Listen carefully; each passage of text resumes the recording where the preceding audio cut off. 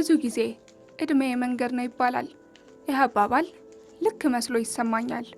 እድሜ መንገድ ነው፣ ጥግ ወይም መዳረሻ ያለው።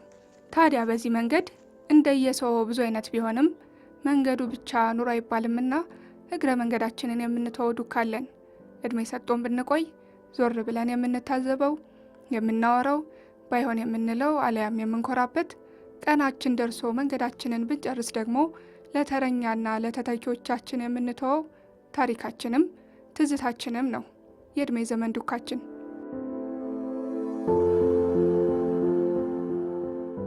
ዛሬ ከአንድ የእድሜ ባለጸጋ አባት ቤት ተገኝተናል። የትዝታ ቋጠሯቸውን ልናላላ፣ እድሜ ያልጣለው ጥንካሬ ሚስጥሩ ምን ይሆን ልንል፣ ከትናንት የምንማረውን ልንለቅም፣ ካዛውንት አንደበት ብልሃትና እውነት የእድሜ ልክ እውቀት ይመነዘራልና ከእሱም ልንቋደስ ነው። የዛሬ 60፣ 70፣ 80 ዓመት የኢትዮጵያ መልክ ምን ይመስል ይሆን? ከትናንቱስ ምን ያክል ራቅል ልንል፣ ከቅርብ ሰዎቻቸው ደግሞ በኑሯቸው ያተሙትን ዱካ ልንጨዋወትና ልንመራረቅ የበረካ ጉዳያችንን የ100 ዓመት ዕድሜ ባለጸጋ ከሆኑት አባ ደመላሽ ተጋረድ ቤት አድርገናል። አብራችሁን ቆዩ።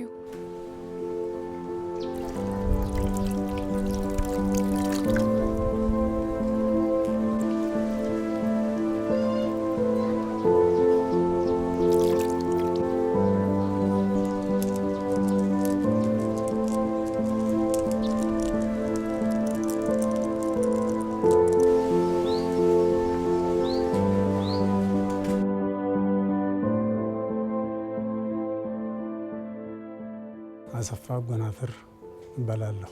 ከአባ ደመላሽ ጋር ስራም አንድ መስሪያ ቤት ነው የምንሰራው። አውራ ጎዳና ባለስልጣን ነበር። ያው ሁላችንም የምንሰራው አሁን ሁላችንም ጡረታ ወጥተን ነው እንጂ እዚያ ነው የተዋወቅነው። ረጅም ጊዜ አብረን ሰርተናል። እንደገና ደግሞ በሰፈር ደግሞ ኦልሞስት 37 ዓመታችን ነው አብረን ያለ ነው። ጎረቤት ሰፈር ሳይሆን ጎረቤት ነው። በመካከላችን ሰው የለም። የኔ ቤትና የእሳቸው ቤት ጎን ለጎን ነው። ስሜ አስካል ደመላሽ የአባ ደመላሽ የአባዬ ሁለተኛ ልጅ። አለም በእጇ ገዳም እባላለሁ። ለእነ አባ ይኋይ ደመላሽ ጎረቤታቸው ነኝ። አባ ደመላሽ በጣም የተመሰገኑ ሰው ናቸው። ያው እንግዲህ ረጅም ጊዜ ከመኖራቸው አኳያ ሰውን አክባሪ፣ ትንሹን ትልቁን አክባሪ ናቸው። ስራቸውን በጣም ነው የሚወዱት። ያለ ለምግብ እንኳን ሰዓት ሲደርስ የሚያርፉት በቃ ሰው በልቶ ሲጨርስ ነው እሳቸው ወደ ምግብ የሚሄዱት ያለና ስራቸውን በጣም ይወዳሉ። ትልቅ አባት፣ መካሪ፣ ሽማግሌ፣ አስታራቂ ናቸው። እዛም በመስሪያ ቤትም ማለት ነው። አባቴ ሰራተኛ ነው፣ ታታሪ ነው። እኛ ለማሳደግ ብዙ ለፍቷል። ኮስታራ ነው፣ ግን ያው ፕሮጀክት ለፕሮጀክት ስለሚንቀሳቀስ እኛ ለበዓል ለምናምን ነው የሚያገኘን። በጣም ጥሩ ሰው ናቸው። ጥሩ ባህሪ ያላቸው፣ ይመክራናል። ምን ማድረግ እንዳለብን፣ ምን አይነት ሰው መሆን እንዳለብን፣ ስለ ትዳራችን እኛን ምን አይነት ህይወት እንዳሳለፉና ከሳቸው መውሰድ ያለብን ነገር ይመክሩናል። እንደዚህ በተቀመጡ ሰዓት ምናምን እና በጣም ጥሩ ሰው ናቸው። ከሳቸውም አልፎ ባለቤታቸውም በጣም ጥሩ ሰው ናት፣ እማሆይ ማለት ነው። እና ብቻ እኛ እንዲሁም ሳይነግሩንም እኛ አይተን ብዙ ከነሱ የምንወስደው ነገር የምንማረው ነገር አለ። የልጅ ልጆቻቸውን ሁሎቻቸውን ሸክፈው ሁሌም የሚገናኙበት ፕሮግራም አላቸው። ጥሩ ጊዜ ነው፣ በቃ የቤተሰብ ጊዜ ያሳልፋሉ፣ ፍቅር አላቸው እና አባይ በጣም ጥሩ ሰው ናቸው።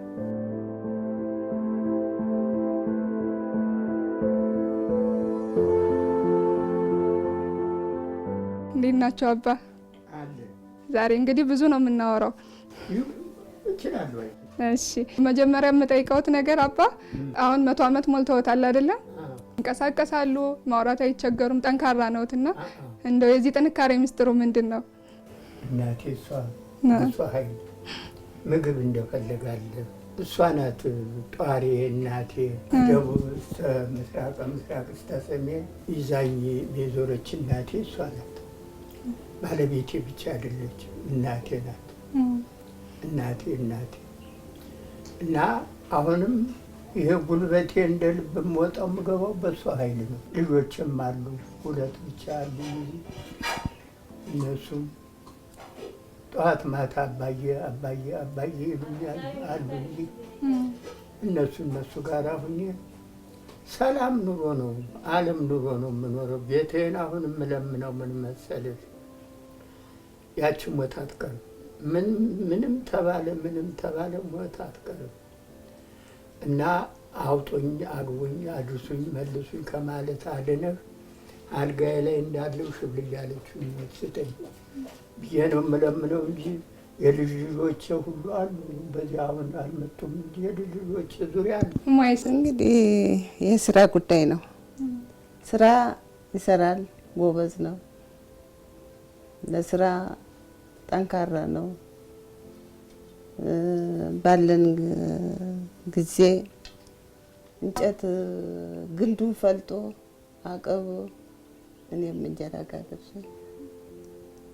የሚገባውን በሰዓቱ ቁርሱን በሰዓቱ ምሳውን ሰጥቼ ነው ጉልበት ያገኘው። አብረን ስንኖር እኔ የልጅነት ባሌ ነው፣ ሌላ ባል አላቅም። አብረን በየአውራ ጎዳና ካምፕ ነው የምንኖረው፣ ከተማ አናቅም። አብረን ያው በረሃ ለበረሃ የበረሃ ቀለብ ነው የምንበላው። አብረን ጉልበት የሰጠው ለማለት ነው።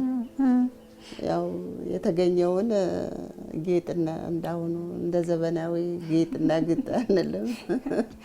ያገኘነው ዶሮም ሆነ ምንም ሆነ ሽሮም ሆነ አብረን ተሰብስበን በፍቅር በደስታ ነው የኖርነው።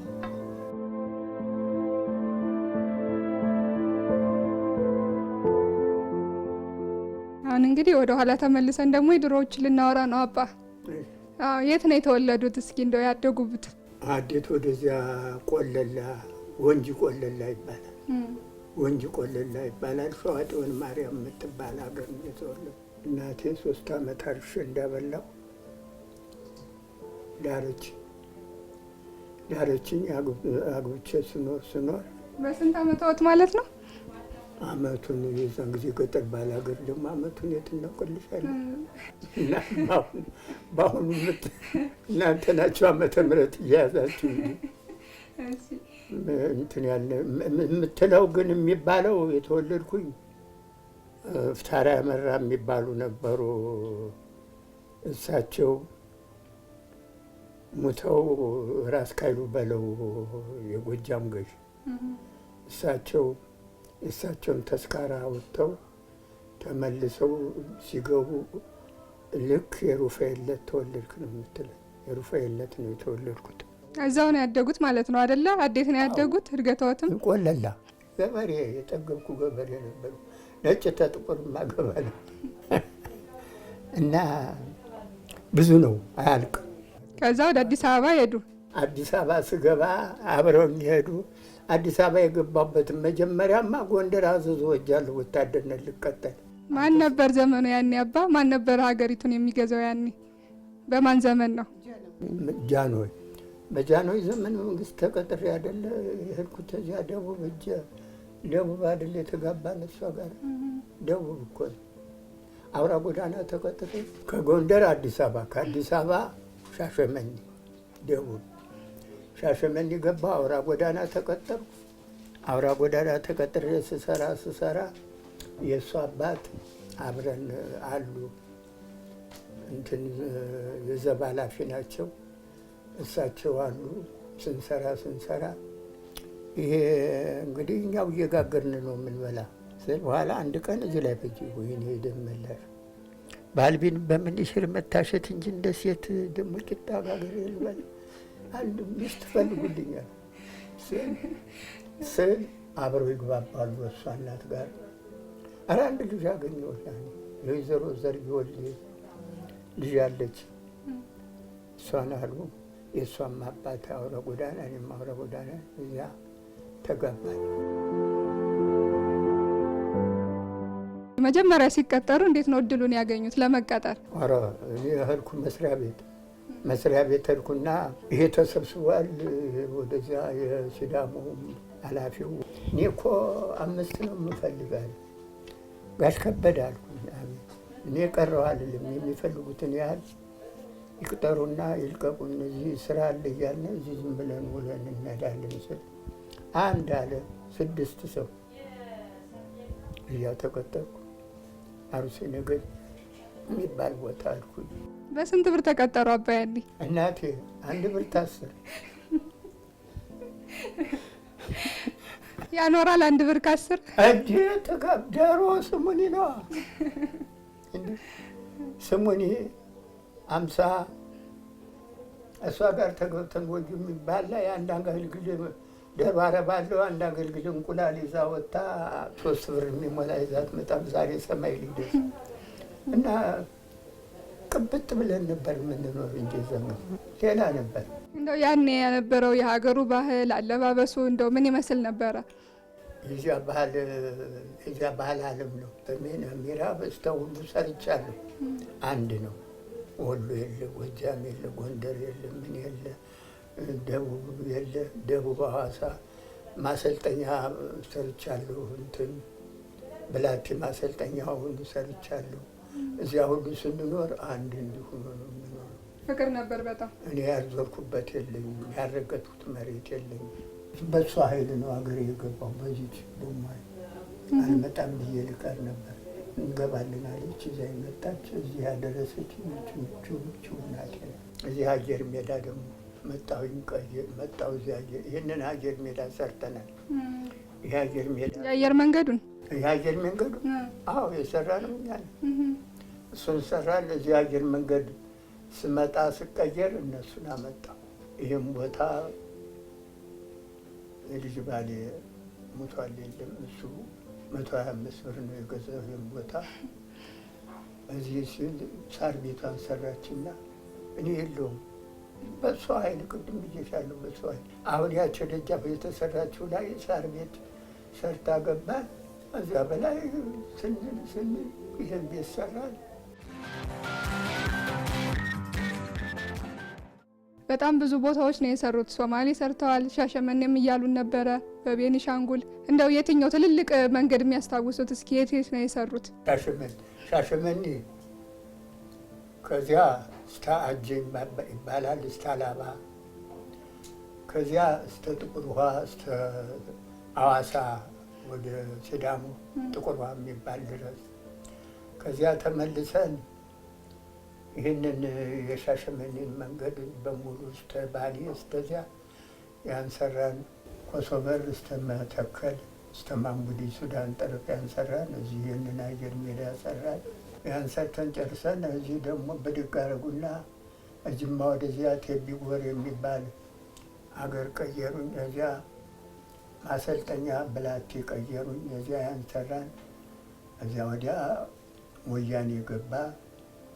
በዚህ በእንትን በወሎ በደሴ አርጌ በውጫሌ አርጌ በዚያ ዙሪያ ቤት መጣሁ ቀረሁ።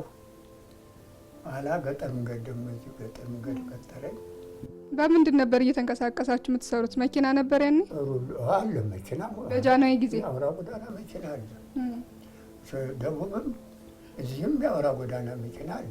እንዳሁኑ እንደናንተ ኮበልስቶ የሚባል የለም። የጠጠር መንገድ ነው። እና ጠጠር መንገዱ ታዲያ ሌላ እንደ አስፋልት ይቆጠራል። በዘመኑ የነበረው አሁን በጃንሆይ ጊዜ የነበረው የወጣቱ የሀገር ፍቅር የስራ ፍቅር እንዴት ነበረ? የወጣቱ የዛ ጊዜ ወጣቱ እናት አባቱ ጉያ መቼ ይወጣል? መስራት ነው። ሰራ ገባ። ሲዳር በድብልቅልቅ ያለ ሰርግ ነው የሚገባ። አባት እናት ነው የሚድረው። ዓለም ነበረ እንጂ እንዲህ ደግሞ ኃይለኛ ዘፋኝ ነበርኩ ብታይ። ኧረ ይዘፍኑ ነበር።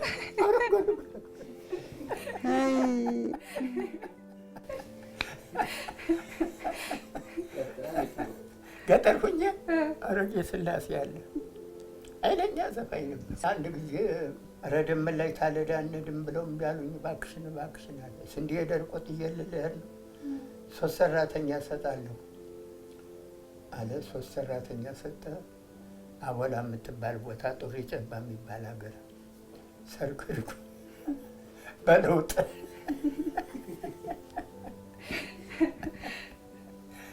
እና እኔ ሰው ጋር ስኖር እስካሁን ድረስ ይቅር ለዜሮ አውራ ጎዳናም ስሰራ የትም ስሰራ ጓደኛ ጋር አንድ ቀን ጠብ የሚባል አላውቅም። አንድ ቀን በሰላም አድረስ እስከምንገናኝ ተነፋፍቀን ነው እንጂ። በምንድን ነበር የምትዝናኑት ያኔ? እስኪ ምግብ የሚያቀርብ አውራ ጎዳና ነው፣ ሜንስ ነው፣ ሜንስ ይባላል።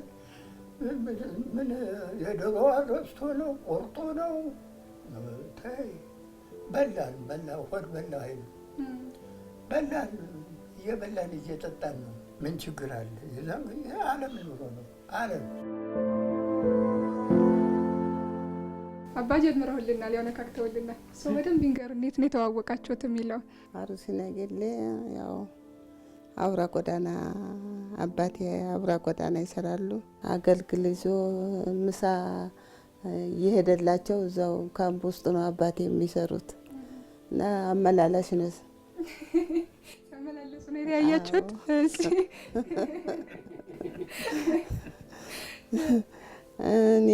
ደጅ እንደዚህ ቤት ጠባቂ እናቴ ወደ ወዲህ ስትል አገልግል አምጥቶ ሲሰጠኝ ይቀበላለሁ።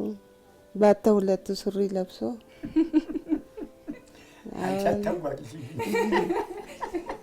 አሁን ከዛ እዛው ተጋባን። እንዴት ነበር ያኔ ጋብቻ የሚደረገው? ጋብቻው ነው እናቴ በነጠላ ተሸፋፍነ ቀና ብሎ ተታየ። ቻይና አውጣ ተብለን አንገታችንን እንዲሰብረን። አሁን ይጨፈራል ላይ ተዋለድን ወይ ሙሽራ ይጨፈራል ተነስቶ። ቆንጆ ያ ሁሉ ነው ቆንጆ። አረ ድሮ ጠብ የለ ምን የለ ያኔ የነበረው የሰው ፍቅር እንዴት ነበር? እቤትሽ ወጥ ሰርተሽ ቁጭ አድርገሽ ትሄድሽ፣ እኔ ተለለኝ በር ከፍቼ ወጤን አምጥቼ ባሌን እሸኛለሁ። ምን ችግር የለም። እንጀራም ተለለሽ እጥፍ አድርገሽ እርስ በርሱ ፍቅር ነው። ካምብ ነው። ቡና የምንጠጣው ማታ ተሰብስቦ ወንዱ ሴቱ ተሰብስቦ ማውካካት ነው፣ መጫወት ነው። ሀገር ውስጥ እንዴት ነበር? አይነት በ10 ሳንቲም እንቁላል 5 እንገዛለን። ዶሮ በ30 ሳንቲም እንገዛለን። አሳ የዘዋይ አሳ ዘዋይም ተቀምጠናል። ዘዋይ አሁን ምን አሳው በብር እስከ 10 እንገዛለን። ባህላችን እንደዚህ ከረር አላለም። ያኔ ድል ነው፣ ሞኝ ነው፣ ሰው ሞኝ ነው። ይመጣሉ ዘመድ ብለው ይመጣሉ። ቅቤ ይዘውልሽ ገንፎ ያገነፉልሽ እና በትልቅ እንትን እንዴት ክፍት ያደረጉና ቅቤው የተነጠረውን ውስጡ ያደረጉልሽና ድፍን አድርገው ቅቤ ያለው አይመስልም ገንፎ ይመጣል። አንቺ ደግሞ ተዛ ተበርበሬም ተሽሮም ከበርበሬም ባመጡት ዕቃ ትመልሽላቸዋለሽ። በቃ ዘመር ነው፣ ፍቅር ነው።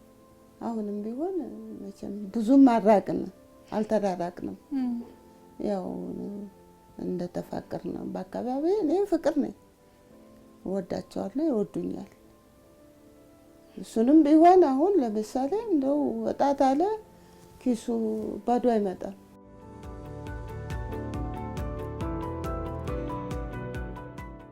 አሁን እንግዲህ ሲነግሩን በጣም ብዙ ዘመናትን አይተዋል። የበለጠ የትኛውን ዘመን ነው የሚወዱት ሰው? ደርግን ጃንሆይ ዘመን ነው የምወደው። እሺ ለምን? እንደ ሁሉ ነገር ጠብ የለ ምን የለ። እዚህ እንደፈለግሽው ረግጠሽ ብትሄጂ፣ የትም ሀገር ብትሄጂ ጦርነት የሚባል የለም። ትምደሽ የትምደሽ በልተሽ ልጆቻችንን በዘፈን ድረን የልጅ ባል አፍርተን እንደ ልባችን እየተጠራረን የምንበላበት እኮ ዘመን። ዛሬ እናንተው ተጫጭታችሁ ተጋብታችሁ ትሄዳላችሁ። የድሮ አንቺ አታውቂም። አንቺ እኔ ልጅ አይደል ሲያጭ እኔ የምፈልጎ መጥቶ ሲያጭ አንቺ አታውቂም። የትኛው ይሻላል ታዲያ? እናት አጣጣው አድናችሁና የድሮ ሁለመናው ርካሽ ሁለመናው የሞላ ነው። በአሁኑ ጊዜ እንደ ድሮ ቢባል ምን ዋጋ ነው? እኛ በበቅሎ ነው። በበቅሎ ሙሽራዋ በአንድ በቅሎ ሙሽራው በአንድ በቅሎ ሆኖ አጎዛ ተነጥፎ ቁሞ ተመርቆ እያለ ይዞ ነው የሚሄድ። ያሁን የእናንተ በመኪና ነው። እና የእናንተው ይሻላል። የዚህ ዘመን እስከ ድሮ ምን እንማር? የድሮ ፍቅሩን አውርተናል፣ መተሳሰቡን አውርተናል። ሌላ ምንም ምለው የለኝም። የእኛን ፍቅር እንዳሁኑ እንደዚህ እንደምንዋደደው ወዳችሁኝ አይደል የመጣችሁ? አፍቅራችሁኝ አባታችን እናንሳው ንቅረጠው ብላችሁ አይደል የመጣችሁ? ፍቅር ማለት ይሄ እኮ ነው። ሌላ ፍቅር አለ? አሁን ከማይ ጋር ስንት ዓመት ሆናችሁ በትዳር ማለት ነው? ኧረ ስንት ይሆናል ብለሽ? አንድ 60 ይሆናል። 60 ዓመት ይሆናል በትዳር? አዎ ይሆናል። ስንት ልጆችን አፈራችሁ? ያን 7 ነው። ከ7 3 አሉ። 3 አሉ። 3 ሄደዋል። 3 አሉ። የልጅ ልጆችም አሉ አይደል? አዎ አሉ። ብዙ ነው። የልጅ ልጅ ሞልቶ አሉኝ። ክብሩ ይስፋ ለፈጣሪ። 2 ልጆች አዲስ አበባ ናቸው። አንዱ የልጅ ልጅ አንዱ ልጅ አዲስ አበባ ናቸው። የተቀሩት እዚሁ ነው። የልጅ ልጆች ሁሉ ያሉ አለኝ።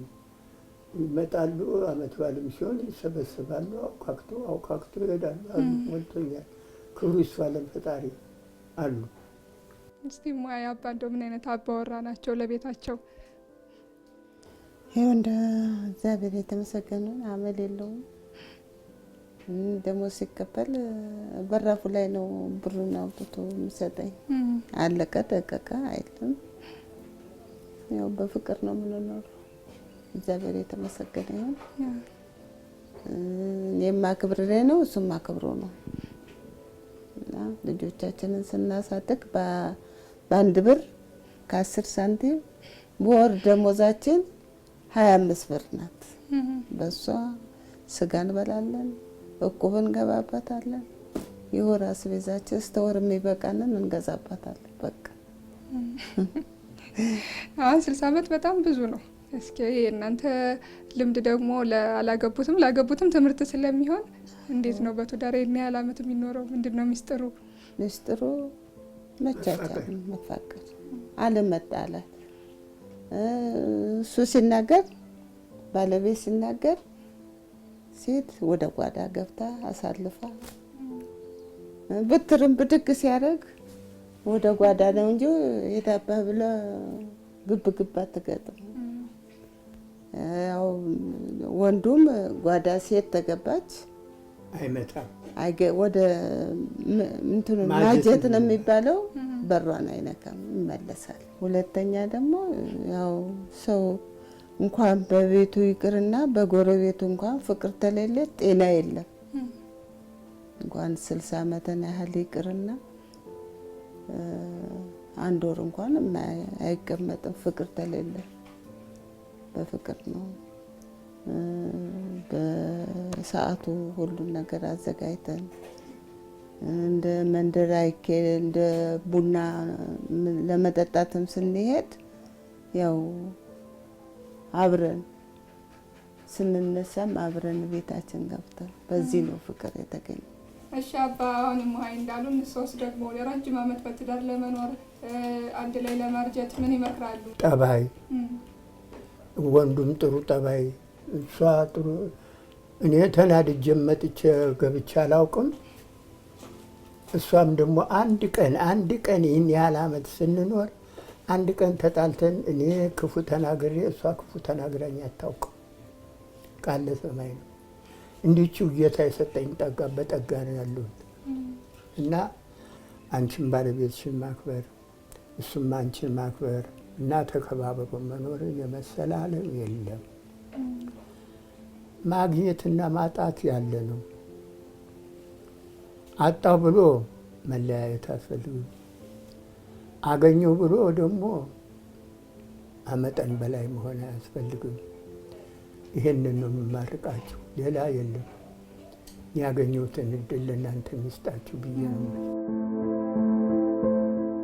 ሰው ጋር በእድሩም በመከራውም በሀዘን ማነው በደስታውም በጣም ጥሩ ሰው ናቸው። ዛሬ እንደዚህ ደክመው ለሚያቸው ሰው መቼም ያው ትዝታው ነው ወደኋላ ለእኛ የሚቀርብን ያለ ተጫዋች ናቸው። ከትንሽ ከትልቁ ጋር መቀለድ መጫወት ድክም ብለው እንግዲህ ትላንትና እንኳን በዚህ እድሜያቸው የእድር ብር ሊከፍሉ የሄዱ ሰው ምን ያክል በ100 ዓመት ይሄን ያክል ጽናት ሲሰጣቸው በጣም ነው ደስ የሚላሉና ምንም የሚወጣላቸው ነገር የለም። በጣም የተመቹ ናቸው። በቃ ወጣ ብለው ዞር ብለው ከሁሉም ጋር ተጫውተው የቀለዱ ምናምን ህፃን ልጅ እንደሳቸው አይቀልድም። በቃ እንደው ደስተኛ መሆናቸው ነው። እኔ ለእድሜያቸው መርዘም በደስተኝነት ነው ይኖሩት። ምንም የሚከፋቸው ነገር የሚያስጨንቃቸው ነገር ምንም የለባቸውም እና ደስተኛ ሆነው ነው የኖሩት። ለሰፈሩም ትልቅ አባት ናቸው እና ጉርብትናቸው ምንም የማይገኝ ነው። የራሱ ጥንካሬ ይሰራል፣ ይለፋል። ረጅም ጊዜ ነው የሚሰራ። አሁን ላይ ነው እንደዚህ ሆነ እንጂ ከዚህ በፊት ከ1 ዓመት ከ2 ዓመት በፊት ራሱ ዛፍ ላይ ሁሉ ልውጣ ይል ነበር፣ ለቁረጥ ምናምን ይል ነበር። አሁን ላይ ግን ትንሽ እንጂ በጣም ጠንካራ ነው። ከሱ ጥንካሬው ትዕግስተኝነትን ያንን ተምሬያለሁ። ጠንካራ ሰው ነው። የሚሰሩት ስራ ጥንካሬ ሰጥቷቸው አልፏል ብዬ አስባለሁ። እኔ ስምዬ እንዲሁ ሳየው የዛ ይመስለኛል። ከኔ ከመጣው ጀምሮ አንድም ቀን ሰው ደግፏቸው ማያውቅም። በራሳቸው ነው የሚንቀሳቀሱት። የሚፈልጉትን ነገርም በራሳቸው ነው የሚያደርጉት። ለደግፎት ምናምን ስታያቸውም አረን ይሄዳሉ ችግር የለም ምናምን የሚሉት እና ከስራ ያገኙት እና ደግሞ ከህይወታቸው ሰላም ስለሆነ ቤት ላይ ያለው ነገር ሰላም ስለሆነላቸው ጥንካሬ አግኝተዋል ብዬ የሰሩባቸውን ቦታዎች ሲናገሩ እንደዚህ ቦታ ሰርቻለሁ ምናምን ሲሉ ይገርመኛል። እኔ እንደዚህ የሰሩም አልመሰለኝም የነበረ እዚህ አካባቢ ይኖሩ ምናምን ነበር። ብዙ ቦታዎች ሄደው መስራታቸው እኔ ዛሬ እንደዚህ ዘመኑ ባልሰለጠነበት ሰዓት መንገዶች ምኑ ምቹ ባልሆኑበት ሰዓት ጀምሮ ብዙ ስራዎችን እንደሰሩ ምናምን ሲናገሩ እሱ ነገር ይገርመኛል።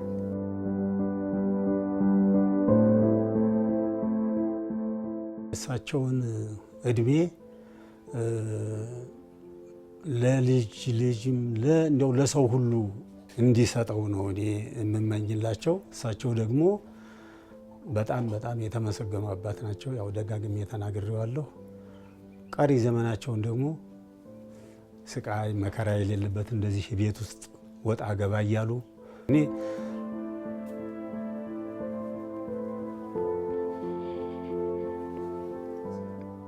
አባቴ ናቸው። አሰፋ ብለውኝ አያውቁም። አሴ ነው የሚሉኛል እና እግዚአብሔር ቀሪ እድሜያቸውን ያርዝምልኝ። መቼም እድሜ አይጠገብም። ከዚያም በላይ ቢሆን አባቶቻችን ብዙ አመት የኖሩ ናቸው። እሳቸው ደግሞ ከሌሎቹ ከአባቶቻችን ከቅዱሳን አባቶቻችን ጠጋ ብለው ነው ያሉት። ቀጣይ ደግሞ እግዚአብሔር ከፈቀደ ሊያቆያቸው ይችላል እና እድሜ እንዲሰጥልኝ ነው መመኘው ያለ። እወዳለሁ። በጣም አመሰግናለሁ። ከዚህ በላይ ረጅም ጊዜ ኖርልኝ። አመሰግናለሁ። ጥሩ ጊዜ እንዲኖራቸው በጤና ምንም ደግፉኝም ምንም ሳይሉ ልክ በዚሁ ጥንካሬያቸው ቀጥለው ረጅም ዓመት እንዲኖሩ እመኝላቸዋለሁ። እሱንም እግዚአብሔር መቼም በዚሁ ባለው ጊዜ እድሜውን ጤናውን ይስጥልኝ እስካለን ድረስ። ወይ እኔ ቀድመዋለሁ ወይስ ይቀድመኛል? እሱ ነው ቸሩ መድኃኔዓለም ነው የሚያውቀው። እስከዛው ድረስ አብሮ ያኑረን። አመሰግናለሁ። እድሜ ይስጥልኝ፣ ያሰንብትልኝ። እኔ እየለመንኩት ነው። እሷ ባለቤት ያደለች እናቴ በዚህ ቢሰውር ማለት ናት። በእሷ ኃይል በእሷ ጉልበት ነው ያለሁት። አሁን እንዲህ ስታውኝ እሷ ናት በእንክብካቤ ያዘችኝ። የልጅ ልጆቼን ጠዋት ማታ ምረቃ ነው፣ ጠዋት ማታ ምረቃ። አሁንም ሙሉ ይጉብልኝ፣ ክፉ አይንካብኝ ጌታ። ሌላ የለም። አስደስታችሁኛል። ተደስቻለሁ። አመጠን በላይ ተደስቻለሁ። ጊዜያቸውን ሰጣችሁ ስላወራችሁን ከልብ እናመሰግናለን።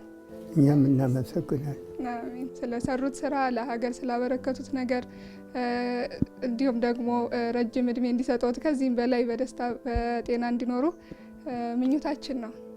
እኔም አመሰግናቸዋለሁ። ተመልካቾቻችን የበረካ ፕሮግራማችንን ነው ስትከታተሉ የቆያችሁት። በቅርቡ የ100 ዓመት እድሜያቸውን ካከበሩ አባት ጋር ጥሩ ቆይታ አድርገናል። እናንተም ስለተከታተላችሁን ከልብ እናመሰግናለን። መልካም ጊዜ ይሁንላችሁ።